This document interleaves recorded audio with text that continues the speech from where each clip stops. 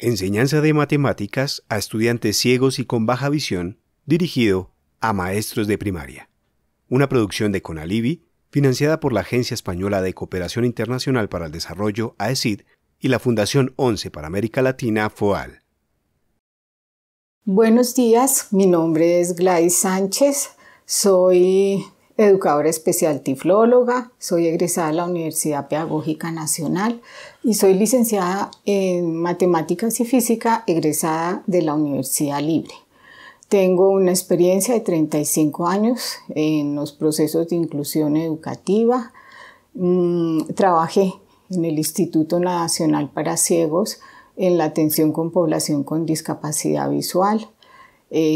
Presté asistencia técnica a los establecimientos educativos en básica, secundaria y en educación superior para la atención de la población con discapacidad visual. También diseñé estrategias pedagógicas y elaboración de material de matemáticas, así como la difusión y la capacitación a docentes de área en el tema de simbología matemática braille. Asistí al primer encuentro de imprentas braille en la Fundación Braille del Uruguay y a un curso de educación de niños con discapacidad en la Universidad de Tsukuba en Japón. He elaborado algunas cartillas y documentos técnicos dirigidas a docentes como apoyo al proceso de inclusión educativa, donde están los estudiantes con discapacidad visual. Para mí es muy grato darle la bienvenida a esta serie de 3 videos dirigidos a docentes de básica, primaria y secundaria, donde vamos a hablar de algunas estrategias pedagógicas y herramientas que pueden orientar al docente en su clase para incluir al estudiante con discapacidad visual en igualdad de condiciones con todos los estudiantes. Al dar estas estrategias pedagógicas, la idea no es que se conviertan en un recetario. Lo que queremos es que los docentes acepten el reto de proporcionarlas, de brindárselas a los estudiantes, no solo al estudiante con discapacidad visual, sino a todos los estudiantes que están en el salón de clase. Y que el mismo maestro, a través del trabajo, vaya generando otras nuevas estrategias a través de su amplia experiencia que tiene, que tengan la oportunidad los estudiantes de tener una educación con calidad. Si pensamos en las estrategias pedagógicas son las mismas para todos los estudiantes, ¿sí? Esas estrategias que apoyan el proceso de enseñanza-aprendizaje de los estudiantes con discapacidad visual son las mismas que se van a trabajar con todos sus compañeros. Lo que hay, la diferencia es que hay que ajustarlas, ¿sí?, a cada estudiante dependiendo de sus condiciones particulares que tenga. Entonces, por ejemplo, si es un estudiante ciego, el estudiante ciego, entre otras cosas que necesita el sistema Braille, que es un sistema con el que accede a la lectura y la escritura. Pero dentro de la población con discapacidad visual también tenemos los estudiantes con baja visión.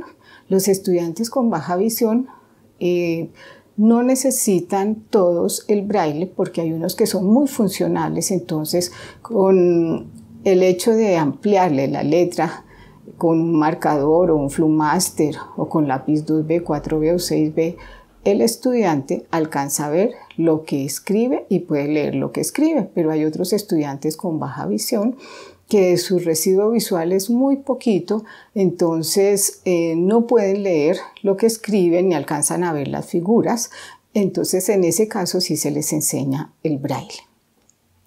Si pensamos en la matemática, ¿sí?, y su enseñanza en la escuela, día a día ha adquirido una mayor importancia, ¿sí?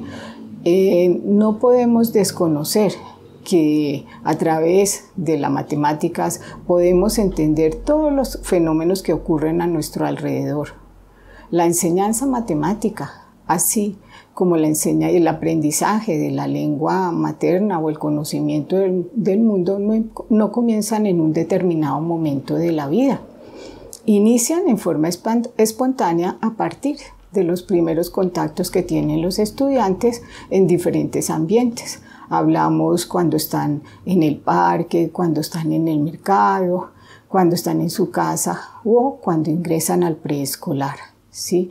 Cuando el niño ingresa al preescolar, el niño o la niña va construyendo el concepto de número. ¿A través de qué? De actividades que involucran conceptos prematemáticos. ¿Cuáles son esos conceptos prematemáticos? La seriación, que es cuando nosotros trabajamos con los bloques, podemos trabajar, con cajas de diferentes tamaños o palos y el estudiante los ordena del más pequeño al más grande o viceversa. La clasificación. La clasificación se puede trabajar con los bloques lógicos, donde los estudiantes, todos, incluido el estudiante con discapacidad visual, va a reconocer cada una de las figuras. Tenemos que permitirle al estudiante ciego con baja visión que las reconozcan, que las exploren y puedan así realizar la actividad que les indique el maestro. La reorganización, que es cuando yo le entrego un juguete, puede ser un carro al estudiante para que lo arme y desarme y distinguir, o sea, cuándo es presente, cuándo es pasado o cuándo es futuro. Todas estas actividades le permiten al estudiante ir comprendiendo y entendiendo cuáles son los algoritmos y cuáles son las operaciones de la suma. Llegan a entender cómo se puede sumar, cómo se puede restar, multiplicar y dividir. Lo que no tenemos que olvidar es cuando está el niño en el colegio, en el preescolar, que él trae unos saberes previos y esos saberes previos son el inicio para empezar a trabajar en matemáticas. La metodología que sigue el maestro de preescolar es la misma para todos, ¿cierto? Lo que vamos a generar son las condiciones, vamos a ajustar algunos ejercicios para que el estudiante ciego con baja visión los puedan realizar. Queremos pensar en una clase de matemáticas que sea agradable para todos los estudiantes, que sea una clase dinámica, reflexiva, analítica, ¿sí? Donde todas las técnicas y todas las metodologías que utilice el maestro puedan ser trabajadas por todos los estudiantes, ¿cierto? Incluido el estudiante con discapacidad visual. Entonces, estas técnicas le van a permitir a todo el grupo explorar, intercambiar saberes, ir comprendiendo los algoritmos y van desarrollando el pensamiento lógico-matemático. Hay una herramienta didáctica en el preescolar que es muy importante que se utilice, que es el ábaco abierto. El ábaco abierto, aquí lo tenemos. El ábaco abierto es un instrumento que fue utilizado, es un instrumento de cálculo que fue utilizado en épocas muy remotas por los árabes, griegos, por los japoneses, los hindúes, para escribir y desarrollar las operaciones aritméticas. En la actualidad, ¿para qué sirve el ábaco abierto? Para reforzar los aprendizajes y comprender cómo se llega a sumar, a restar, a multiplicar, entre otros temas. El niño, a través del ábaco abierto, a través de la manipulación y el juego con este instrumento, puede ir elaborando sus conceptos básicos, que son muy importantes para que un tema complemente el otro tema. El ábaco abierto, como podemos observar acá, tiene una base rectangular, tiene 6 orificios, como este, ¿sí? Que los vamos a enumerar de derecha a izquierda, y 6 barras que lo acompañan, que los podemos introducir y sacar fácilmente. Además, cuenta con estas cuentas o argollas que son 60, cada barra tiene 10 y esas cuentas le permiten a él contar, escribir, leer números, sumar, restar, ¿sí? El ábaco abierto, por ejemplo, lo vamos a enumerar de derecha a izquierda. La primera barra serían ¿qué? Las unidades, la segunda serían las decenas, la tercera las centenas, unidades de 1000, decenas de 1000 y centenas de 1000. Vamos a sacar el estudiante, como les decía al principio, lo utilizan de manera para jugar, para explorar, meten y sacan fichas donde quieren. El ábaco no debe tener ningún color, ¿sí? O si tiene color, tiene que ser todas las fichas o todas las argollas del mismo color para no introducir errores conceptuales en los niños. Por ejemplo, que si la primera barrita tiene todas las cuentas rojas, la segunda todas amarillas, el niño puede llegar a identificar que las rojas son las unidades, que las amarillas son las decenas y no queremos eso. Entonces, por eso se aconseja que sea todo de un solo color y colores, por ejemplo, porque como este ábaco también lo usan las personas con baja visión, pues entonces que sean colores que contrasten. Y es importante, por ejemplo, en este caso el verde, ¿cierto? El azul, el naranja, el rojo, para que el niño o niña con baja visión también pueda observarlo y manipularlo fácilmente. Como les dije, el ábaco tiene las 6 barras y las enumeramos de derecha a izquierda, ¿cierto? La primera barrita son las unidades, decenas, centenas. Entonces, si yo quiero escribir 3, 4 y 5, ¿sí? Esto es un proceso lento, ¿no? Pero aquí lo estamos haciendo rápido para que ustedes puedan conocer cómo funciona. Entonces yo le puedo decir al niño, tengo ¿qué? 5 unidades, puedo sacarlas y él puede formar grupos. Yo le puedo decir, forme grupos de 2, ¿cuántos me quedaron de 2? Y si me quedó una suelta, ¿sí? Puede descomponer el número, puede volver a reunir todas, o sea, trabajamos la composición y la descomposición del número. También le puedo decir, colocamos al lado izquierdo un grupo de 3 y al lado derecho un grupo de 2. ¿Cuál es mayor? Entonces se le pueden hacer todos esos ejercicios. ¿Cuánto le falta a 2 para llegar a 3? Y así con todos los números. El ábaco abierto le permite al niño comprender, no de manera mecánica ni de memoria, sino que él mismo vaya construyendo y vaya desarrollando el ejercicio y vaya descubriendo qué es lo que está haciendo. Tiene unas ventajas que el niño le permite al niño identificar el sistema posicional de los números, o sea, lo que estábamos diciendo, cuáles son las unidades, decenas y centenas y así sucesivamente. Le permite establecer relaciones del número con la cantidad, ¿sí? Desarrolla la comprensión lógica.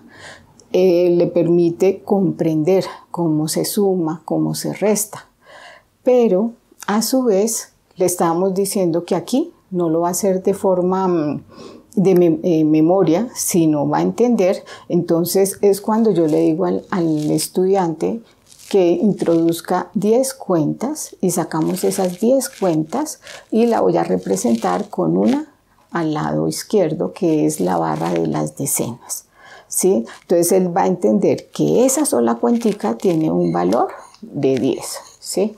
Vamos a sacar la ejecución. Teníamos 10 acá y sacamos las 10 y las reemplazamos por una en las decenas.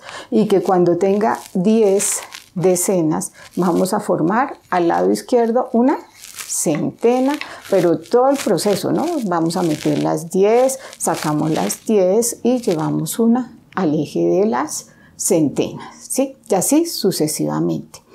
Estas barritas ustedes las pueden ir colocando una por una, o si quieren colocarlas todas. Yo generalmente cuando trabajaba con los niños, primero colocaba las unidades, después iba colocando las decenas y las centenas en la medida que fuéramos trabajando los números.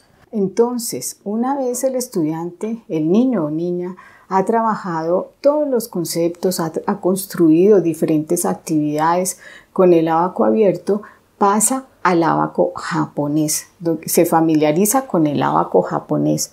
El ábaco japonés es un instrumento también de cálculo que es empleado por los estudiantes con discapacidad visual en la clase de matemáticas. En él va a desarrollar los algoritmos y va a desarrollar la resolución de problemas con números naturales, números decimales, fraccionarios.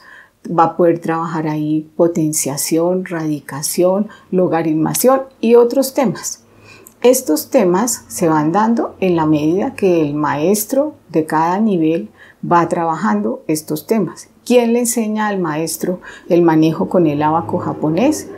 El procedimiento de cómo se desarrollan los ejercicios en el ábaco japonés es el maestro que tiene en el colegio, en el aula, ¿ya? El ábaco japonés es como lo podemos ver acá, es un bastidor rectangular, ¿sí? Que tiene, ¿se ve ahí? Tiene una línea o regla divisoria que divide el ábaco en dos rectángulos, uno en la parte superior que tiene una cuenta en cada eje y otro en la parte inferior que tiene 4 hileras de cuentas en cada eje. Este ábaco tiene unas bolitas o cuentas que están insertadas en estos ejes o varillas. Hay ábacos que tienen 13 ejes, que son más pequeños que este tiene 21 ejes, si los contamos aquí estarían, y hay otros de 27 ejes. Las cuentas que están en la parte superior tienen un valor de 5 dependiendo del orden que ocupen. Entonces, si son unidades, si yo tomo el primer eje a la derecha, serían las unidades, tienen un valor de 5. Si paso al siguiente serían 50 porque son las decenas, y si paso al siguiente serían las centenas, 500 y así sucesivamente. Las de abajo tienen un valor de 1, ¿cierto? Entonces 1, 2, 3, 4. Pero si yo me paso al eje de las decenas tendrían 10, 20, 30, 40, igual, siempre respetando el orden. Además tiene en esta barra o línea divisoria, cada 3 ejes, si los vemos acá, un puntico en alto relieve. Esos puntos en su total en este ábaco son 6. 1, 2, 3, 4, 5 y 6. Tienen diferentes usos. Por ejemplo, si yo estoy trabajando la escritura de números, entonces es el número, el que representa el punto de 1000, representaría el punto de millón, ¿sí? Pero si yo estoy trabajando decimales, este puntico me va a representar la coma decimal.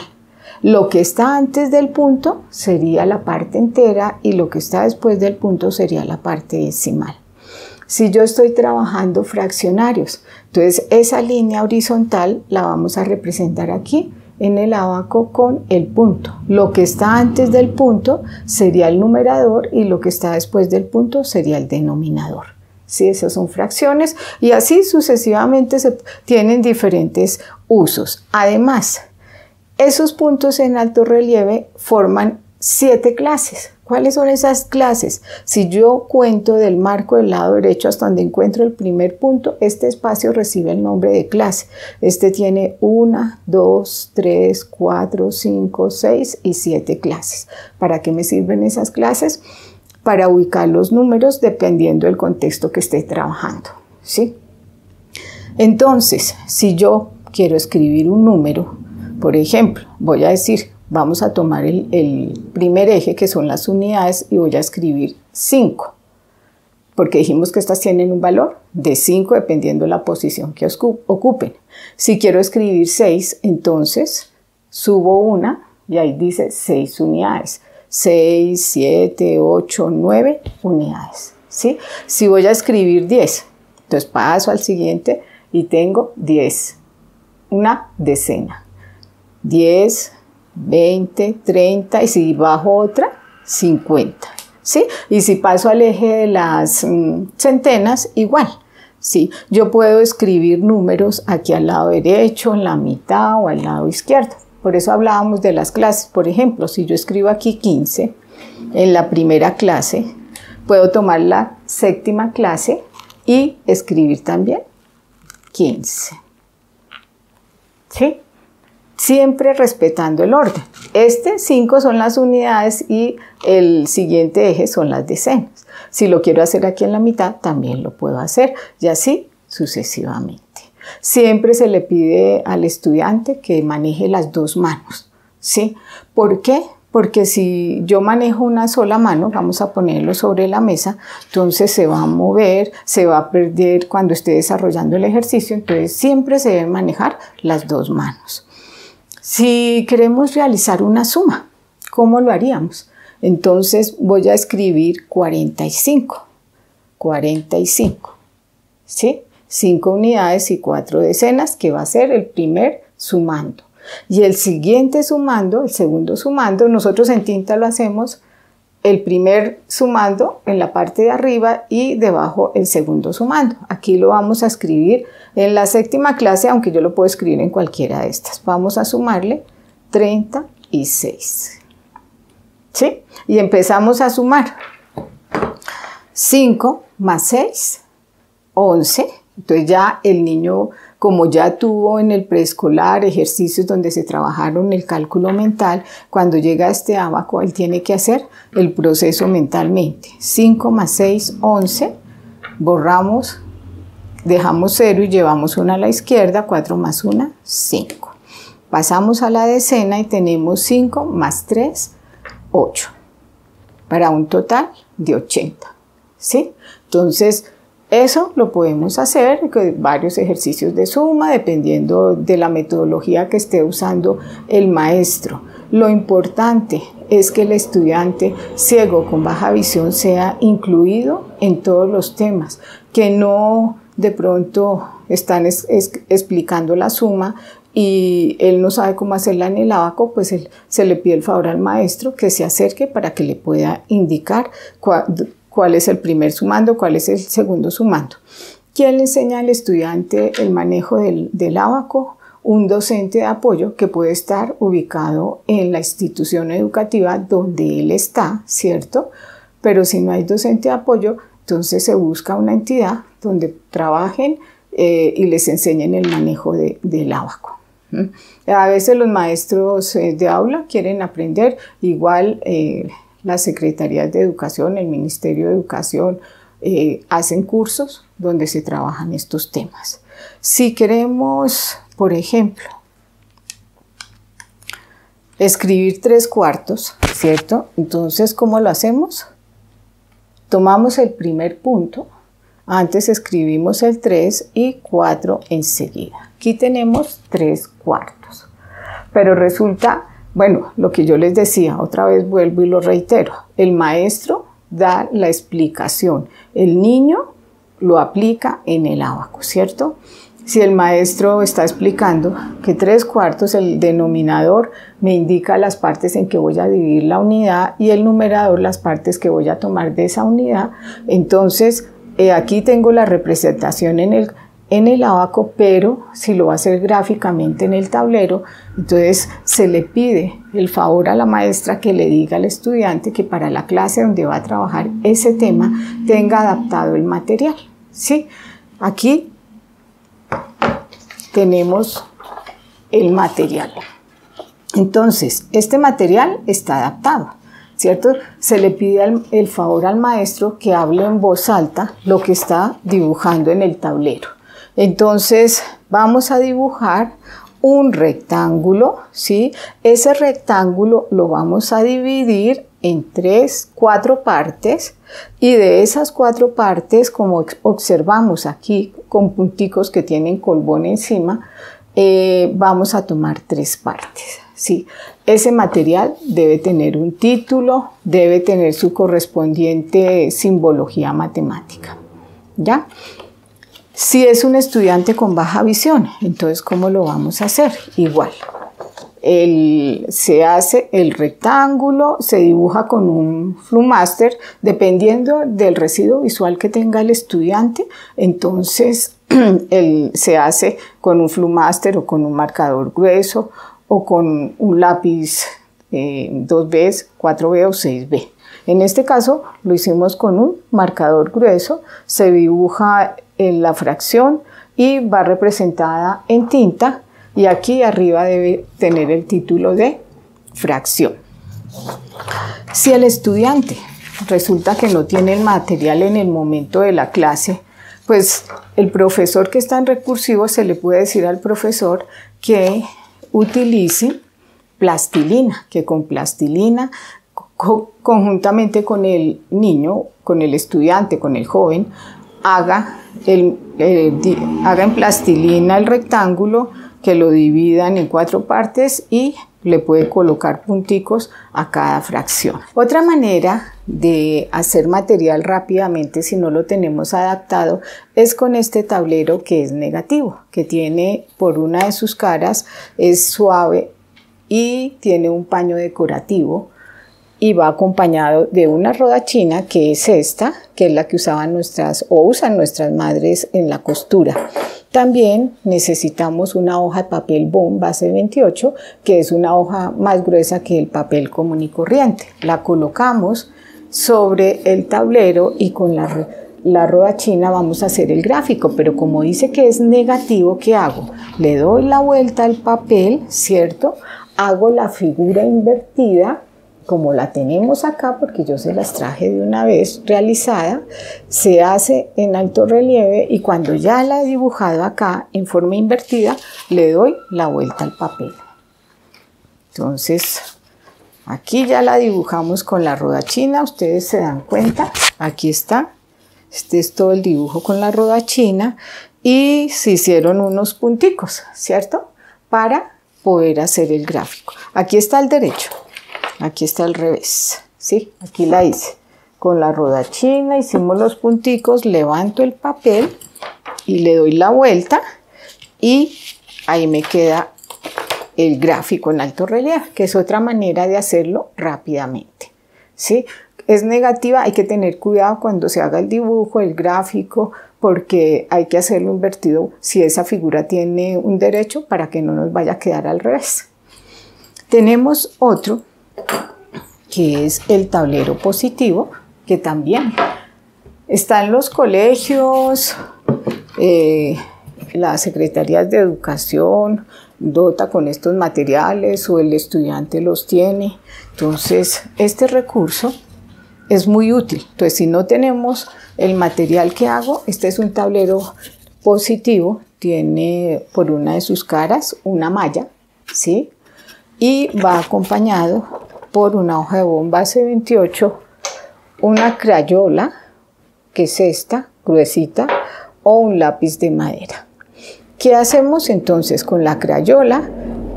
Sobre la hoja, como es positiva, no le vamos a dar la vuelta, ¿cierto? Entonces hacemos el dibujo y aquí lo tenemos. Aquí queda, y si ustedes pasan la mano, ahí está, se siente cada una de las líneas que tenemos ahí, la perpendicular, la paralela y la secante. Y así sucesivamente. Hay otro material que es este. Aquí también tenemos las clases de líneas, ¿sí? Tipos de rectas, perdón, como las que les acabo de mostrar. Esto es un papel que es especial, que se llama papel braillón.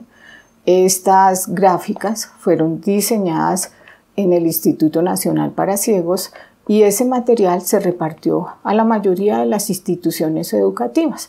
Están todos los temas, ¿sí? Desde primaria, primero primaria hasta 11. Entonces, este material debe estar en los colegios y cuando el maestro necesite algún gráfico también puede recurrir para que lo tenga en el momento de la clase. En el momento de la clase, no después de que explicaron el tema, ¿sí? Cuando el estudiante esté reconociendo, si ustedes notan, la persona ciega va reconociendo cada una de las partes, ¿cierto?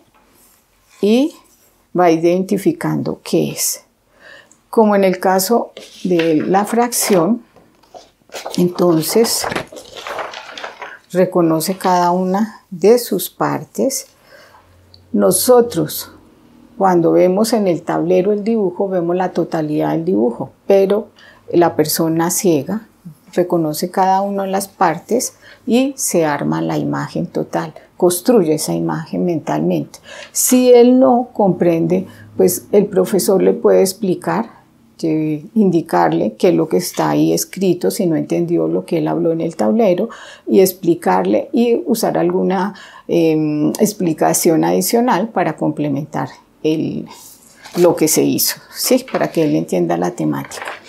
Es importante que ellos trabajen toda la parte conceptual, pero también la parte gráfica o todas las actividades que se programen para que él pueda comprender y pueda ir elaborando esos conceptos. Nosotros sabemos que los primeros años, bueno, son materiales concretos, pero ya después los conceptos se van complejizando. Nunca se debe omitir ningún tema. Ellos deben trabajar todos los temas, ¿cierto? Bueno, los gráficos deben ser claros, sencillos, no tener tanta información, deben tener sus nombres en braille. Si es un estudiante con baja visión, como es en el que tenemos acá, también debe estar con el marcador, ¿cierto? No deben tener tanta información, porque si yo le pongo mucha información, pues él no va a entender qué es lo que está plasmado o qué hay en esa hoja en alto relieve o qué está dibujado con marcador. Los estudiantes con baja visión generalmente,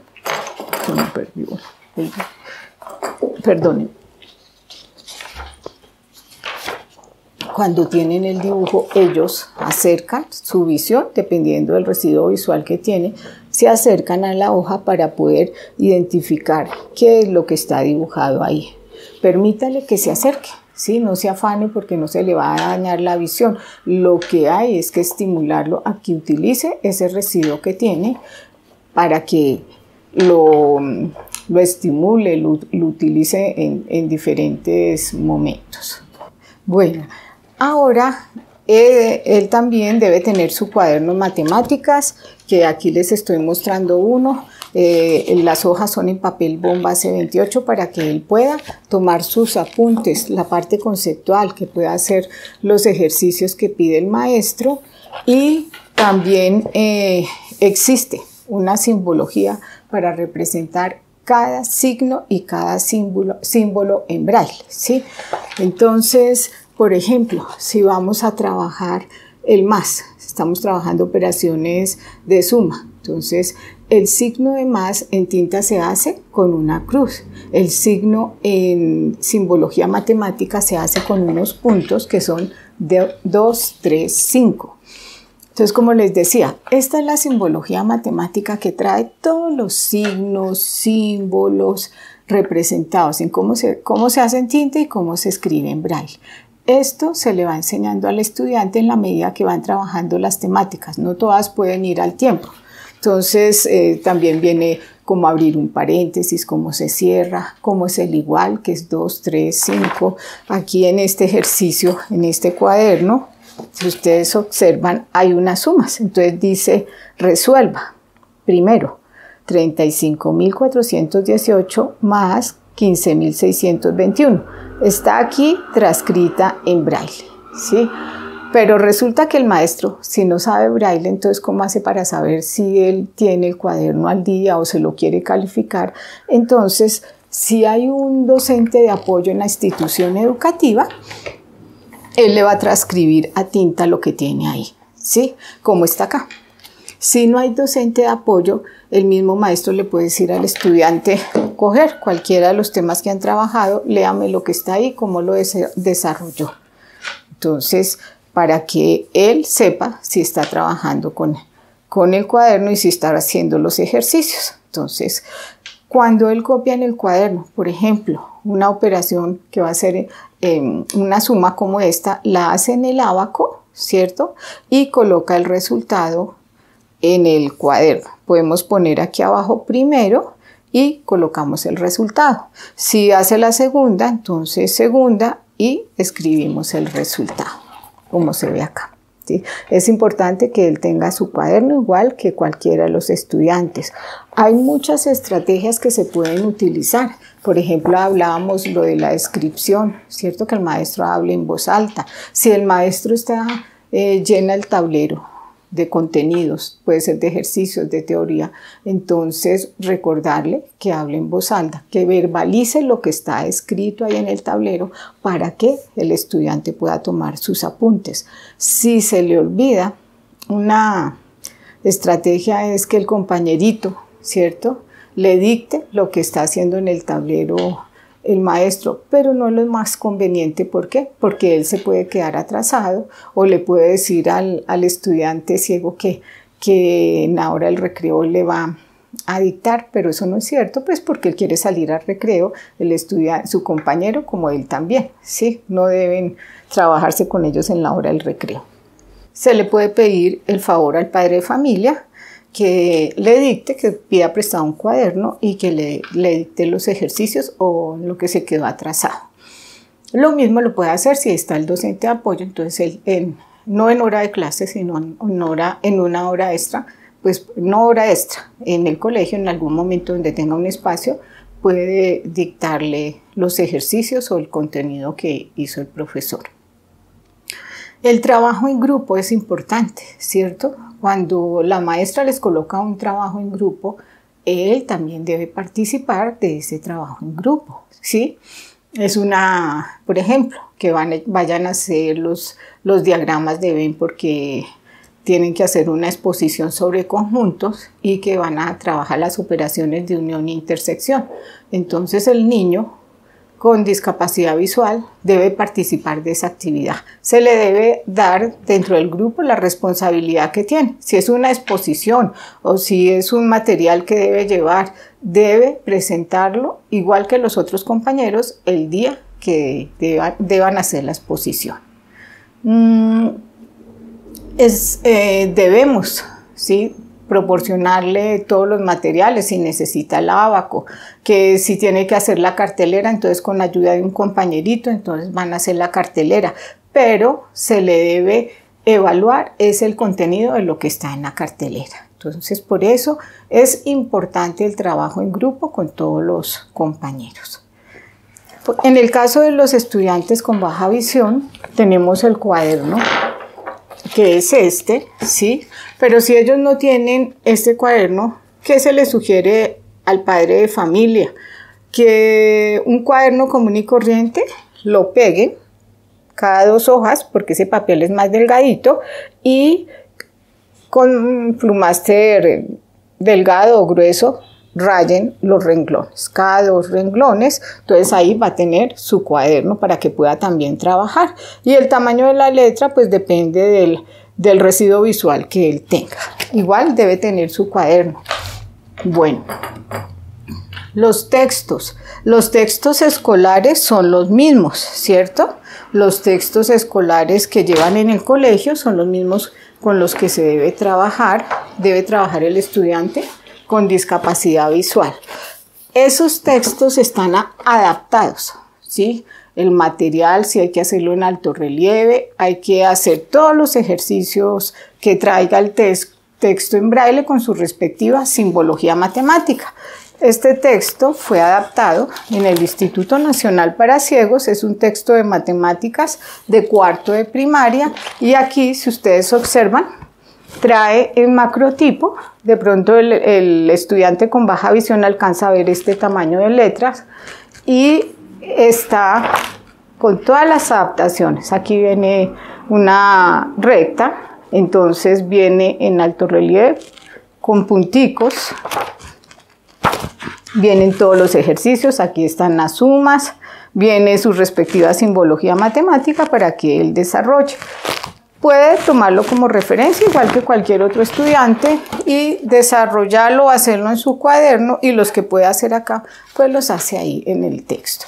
Es importante que él tenga su texto también de consulta, Pero si no lo tiene, ¿cierto? Si en el colegio no está adaptado, pues se le puede pedir el favor al docente de apoyo que le saque los ejercicios que él requiere para el momento de la clase, o si hay una impresora braille que puede estar en el aula de apoyo o en la biblioteca, se pueden imprimir los ejercicios que diga el maestro para que los tenga, para que pueda realizar su tarea.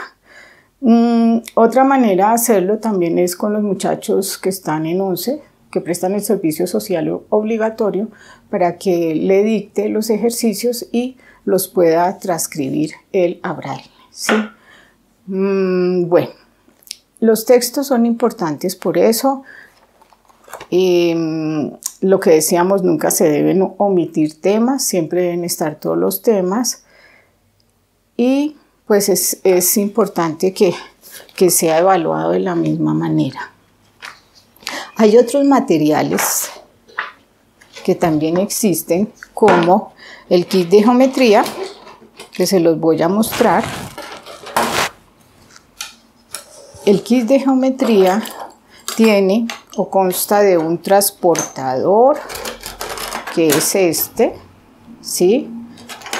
Un compás, que es este, la regla y 2 escuadras. ¿Sí? Si ustedes observan, tienen unos punticos en alto relieve que están marcando cada centímetro. En este caso, en la regla, se marca cada centímetro y cada 5 centímetros tienen 2 punticos en alto relieve y cada, mire, 1, 2, 3, 4, 5, 6, 7, 8, 9 y 10. Y cada 10 centímetros tienes 3 punticos en alto relieve. El transportador. ¿Para qué le sirve el transportador? Para enseñarle al estudiante a hacer los ángulos. ¿Y cómo los utiliza? Utilizando el tablero negativo, que ya lo vimos, con el papel bomba C28. Entonces el maestro de aula le va a enseñar, igual que le enseña a los otros estudiantes, cómo se hacen los ángulos. Aquí están las medidas, ¿sí? Tenemos 10, 20, 30, 40, 45, trae una raya vertical, 45, 50, 60, 70, 80, me perdí, 80 y 90, ¿sí? Que trae una raya y un puntico arriba y así. Entonces, para que él lo aprenda a usar, pero a él también le podemos enseñar a hacer el material. Entonces, con la rodachina, con el tablero negativo y con el papel bond le decimos cómo hacerlo y cómo se traza.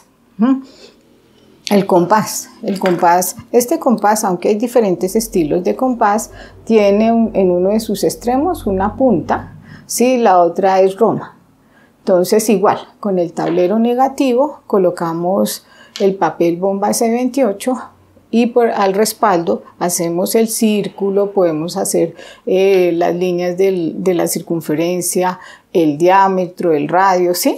Pero este compás está adaptado. Entonces, fíjense que todos estos implementos son para trabajar en geometría, para trabajar en matemáticas. Igual, tanto los compañeritos como el estudiante con discapacidad visual, ciego o con baja visión pueden emplear los materiales, ¿sí? Lo importante, como decíamos, es que no se queden sin realizar las actividades, ¿no? Que lo dejemos sentado en el salón porque no sé cómo explicarle. Los maestros son muy recursivos para hacer muchos materiales. Ellos pueden hacer otras cosas que para explicarles. Aquí tenemos un plano cartesiano. Nosotros sabemos que existen muchos planos cartesianos.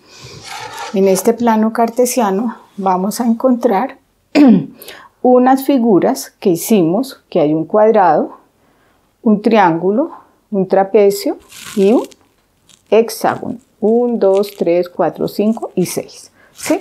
Cuando el estudiante de primaria esté trabajando, entonces se pueden hacer rápidamente estas figuras para que él las conozca. También tenemos el metro que me permite hacer. Está adaptado también, que es un metro común y corriente. ¿Sí? Y aquí. Tiene cada centímetro. Tiene cada centímetro una bolita en el centro, un huequito. Cada 5 tiene una muesquita y cada 10 tiene 2 muesquitas al lado y lado, para cuando están trabajando medidas. Y además, no olvidemos que en el salón de clase hay muchos materiales. Por ejemplo, si yo voy a trabajar la recta, puedo decirle al estudiante que pase su mano, aquí tenemos una recta, que si va aquí hay un ángulo de 90 grados, ¿cierto? Hay muchos implementos dentro del salón de clase que yo los puedo utilizar para explicarle. Diríjase siempre al estudiante por el nombre, ¿no? No usar referentes como a la derecha, a la izquierda, arriba, abajo, para poderlo contextualizar. ¿Y qué otro material tenemos? La calculadora, se me olvidaba. Esta es la calculadora parlante. Sí, esta es una calculadora sencilla, pero hay unas que son científicas para los estudiantes que ya están en bachillerato. Entonces, como su nombre lo dice, va a hablar. Escuchemos.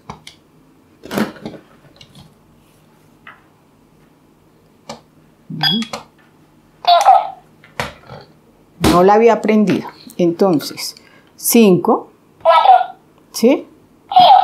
0. ¿Qué es lo importante acá? Primero, que el estudiante explore, que conozca cómo están ubicadas las teclas, qué números van en cada tecla y qué signo va en cada tecla. Entonces aquí le voy a decir, generalmente todas las calculadoras traen un punto de referencia que es el 5. Entonces le puedo decir, en la parte superior del 5 está el 8, en la parte inferior el 2, a la derecha, a la izquierda. Al lado derecho, en el extremo, tenemos en la parte superior el signo de división, debajo el por, y así, para que la conozca y él sepa cuál. Igual, él puede ir, Dividido por. ¿sí? Va tocando Igual. 1. y va Borrar memoria. borrar memoria, Borrar todo. borrar todo, ¿sí? Y así la puede reconocer. Este también es para cuando el maestro empiece a trabajar tecnología. Hay muchos otros aparatos como el programa de lector de pantalla que le permiten acceder también al manejo y realizar ejercicios en el computador. Sí, hay diferentes programas. Lo que hay que mirar es que sean accesibles para ellos. Bueno. En la parte de la evaluación, ustedes me preguntarán, ¿y cómo lo vamos a evaluar? Entonces, si es una evaluación escrita, entonces pídale al docente de apoyo, si van a hacer un cuestionario con anterioridad, que se lo pase a braille, ¿sí? Si no hay el docente de apoyo, entonces le pedimos el favor al estudiante o al profesor que le dicte cuando esté en el momento de la evaluación, que le dicte las preguntas y él las puede ir desarrollando. Como ella de pronto no va a saber braille, le puede decir al estudiante que lea lo que escribió para que ella se dé cuenta si lo hizo, o lo hizo bien o lo hizo mal. Igual saca la calificación, que es. No debemos regalar ninguna nota, ¿cierto? Las notas son las que merecen. Hay estudiantes que son muy buenos alumnos, no todos los alumnos ciegos y con baja visión son excelentes. Hay estudiantes que son regulares y otros que son malos, ¿cierto? Pero igual, pasa igual que con cualquier otro estudiante. Entonces, siempre que vaya a trabajar, utilice los implementos que se necesitan, utilice las estrategias, la estrategia de la creatividad, es muy importante, ¿cierto? ¿Qué puedo hacer? Es un reto para el docente de aula, ¿cómo voy a trabajar este tema con el estudiante? ¿Cómo se lo voy a enseñar? Pero no solo al estudiante ciego, sino que ese material o ese recurso que utilice se sirve para todos sus compañeros, ¿sí? Si la evaluación no está transcrita, ya lo dijimos, pero quiere saber lo que escribió, entonces la va a leer. Si es una evaluación en grupo, entonces coloque, que la haga con un compañero, van leyendo las preguntas, él va participando, el muchacho va escribiendo o van realizando lo que saben. Entonces ahí también el maestro va a calificar lo que hicieron. Si tiene un material de pronto que requería para el momento la evaluación, sería importante que lo tuviera adaptado, pero si no lo tiene adaptado se puede utilizar la descripción y decir esto es una circunferencia, dentro de la circunferencia tenemos otra circunferencia y vamos a trabajar el tema de unión o intersección de conjuntos, ¿sí? Se le puede hacer la descripción. Necesariamente no tiene que tener el material, hay diferentes recursos para que él pueda informarse o pueda recibir la información de lo que se está dando. Con las pruebas saber tercero y quinto, entonces el estudiante debe hacer la inscripción igual que el resto de sus compañeros, esa la hace el colegio, ¿no? Y en esa inscripción, si hacen simulacros, si los preparan para esa evaluación, el estudiante ciego con baja visión tiene que participar de esa evaluación. No hay que eximirlo porque es un derecho que ellos tienen. El día de la evaluación, entonces se debe asignar un salón que no sea el salón de clase, porque la persona que le va a leer, pues lo va a hacer en voz alta. Se le asigna el docente de apoyo o un docente, porque si no hay docente de apoyo, otro docente que le lea las preguntas y que le haga la descripción de lo que necesite y le marque las respuestas que son. También para las evaluaciones es importante que se miren todos esos procesos. El maestro evalúa siempre cuando están trabajando en el salón de clase, entonces pues todo eso sirve para trabajarlo. El trabajo es coordinado con el docente de aula, el docente de apoyo, la familia, ¿cierto? La familia debe estar continuamente en comunicación con el maestro para saber cómo está su alumno, si hay que trabajarlo, reforzarle algunas actividades. Hay estudiantes que tienen desde muy pequeños la oportunidad de tener muchas experiencias, pero hay otros que llegan al colegio y de pronto no han tenido la oportunidad de tener muchos aprendizajes que deberían tener, por ejemplo, en la edad que tienen. Entonces, no los vamos a sacar del colegio, él va a estar en el salón de clase, pero se puede hacer un plan de ajuste adicional para que se puedan ir trabajando esos conceptos que él no maneja. Entonces, es un trabajo coordinado entre las directivas, docentes, familia, docente de apoyo. Los materiales, como les decía, para comprar todos estos materiales, si no los tiene la institución, si no los tiene el estudiante, los pueden conseguir en el Instituto Nacional para Ciegos INSI o en otra tienda que vende materiales que es Cuader Braille. Espero que estas estrategias y otras les permitan aclarar de pronto o los motiven a seguir trabajando con el estudiante con discapacidad visual y que lo incluyan en la clase de matemáticas, porque es importante que desde muy pequeño se empiece a motivar y trabajar todos los temas. Gracias por ver este video y cualquier información que necesite, visítanos en la página de wikitiflos.net. Allí encontrará mucha información, no solo de matemáticas, sino de diversidad de temas que le servirán como apoyo a todo ese proceso de inclusión en las instituciones educativas como en otros temas generales. Les agradezco que hayan estado con nosotros en este video. Dirección: Dian Lermen y Andrés Escobar. Postproducción: Andrés Escobar. Guión: Gladys Sánchez. Realizado por Gladys Sánchez. Enseñanza de matemáticas a estudiantes ciegos y con baja visión, dirigido a maestros de primaria. En pantalla, los logos de AECID, FOAL, ILUNION, CONALIVI y SURCOE.